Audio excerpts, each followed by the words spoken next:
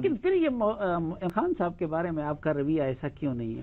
ادھر ہمیں تلخی بھی نظر آتی ہے اور وہ رواداری ہمیں نظر نہیں آتی۔ عمران خان کے حوالے سے میرے ذات سے کوئی اختلاف نہیں ہے اور میں ان کا احترام کرتا ہوں۔ میرے ان کے ساتھ بہت اچھے تعلقات رہے۔ آپ نے دیکھا 2002 میں انہوں نے مجھے ووٹ بھی دیا وزیر اعظم کے لیے۔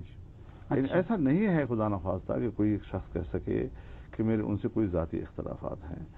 ان کا ایجنڈا جب میں نے اسٹڈی کیا اور مجھے یہ اندازہ لگا کہ یہ ایجنڈا باہر کا ایجنڈا ہے اور اس کے پیچھے یہودی لابی کا ایک بہت بڑا عنصر کا فرما ہے، اس کو میں نے نشان زد بھی کیا، اس پر میں نے آواز بھی اٹھائی۔ اب کسی کو سمجھ میں آئے یا نہ آئے، ہم نے اپنا فرض ادا کر لیا۔ عمران خان کے ایجنڈے کے پیچھے یہودیوں کا ہاتھ؟ اس میں کوئی شک نہیں ہے۔ مولانا صاحب آپ کیا کہہ رہے ہیں؟ وہ تو اسلام کی بات کر رہے ہیں، پاکستان کی بات کر رہے ہیں، امریکہ کی مخالفت آپ سے بڑھ کے شدت سے نہ اس کو پاکستان کا پتہ ہے، نہ اس کو اسلام کا پتہ ہے، اور بس ایک ہوا چل پڑتی ہے۔ ہمارے لوگ بھی عجیب لوگ ہوتے ہیں، چل پڑتے ہیں۔ لیکن میرا جو فرض تھا میں نے نیک نیتی کے ساتھ اس پورے پس منظر کو قوم کے سامنے رکھا ہے۔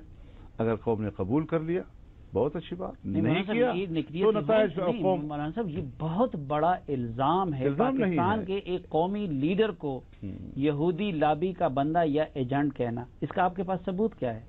میرے پاس ثبوت میرے اپنے ذات کی ذمہ دار حیثیت ہے۔ میں بغیر ذمہ دار حیثیت کی بات نہیں کر رہا ہوں آپ کے سامنے۔ میں پہلے بھی کہہ چکا ہوں کہ میں اس کو اتنا وقت نہیں دینا چاہتا کہ میں آپ کے پورے انٹرویو کو اس کے حوالے کر دوں ثبوتوں کے حوالے سے۔